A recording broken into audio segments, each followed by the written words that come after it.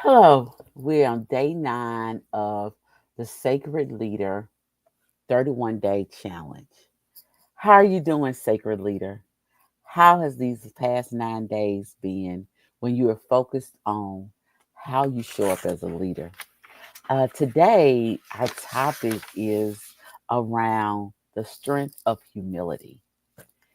Sometimes when we hear the word humble or humility, sometimes people tie it to being negative. When they said, you have to show humility, that means that a person may say, oh, as a leader, I can't show humility because my people will see me as being weak. No, being a humble leader is what really attracts people to you because they see you from a space of not being above them, but in your position of influence, that you're working with them, and that you see that your strengths and your weaknesses can work in tandem with each other.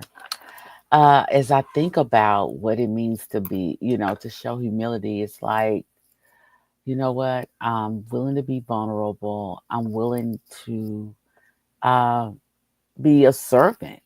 Um, Even in my place of leadership, being a servant leader is really one of the most humbling aspects of leadership, that you show that you can serve right along with your people. I remember when I really first started out in what I'd probably say, my first real position of leadership. I was working in retail management at one of the retail stores, and I didn't know a lot about being the operations manager, but I was willing to learn. And so a couple ladies from my team, they told me, they said, hey, Miss Dangerfield, if you really are willing to learn this job and you'll get in here and help, we'll make you a success. So I would get in, I would help unload the trucks, I would help do stock. I showed up as a servant. I was willing to serve. Even had to clean out the popcorn machine at the snack bar. But being a humble leader helped me to be successful because my people made me proud.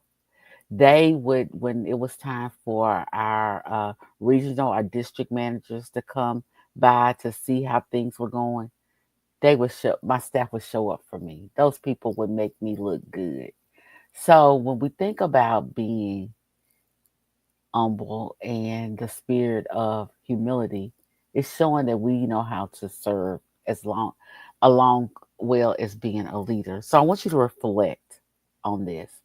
How does humility empower your leadership? And then the action that I want you to do is serve someone when they least expect it, without any expectations. Serve someone. And to meditate on these words from scripture that are found in Matthew 20:26. Whoever wants to be a leader must be a servant.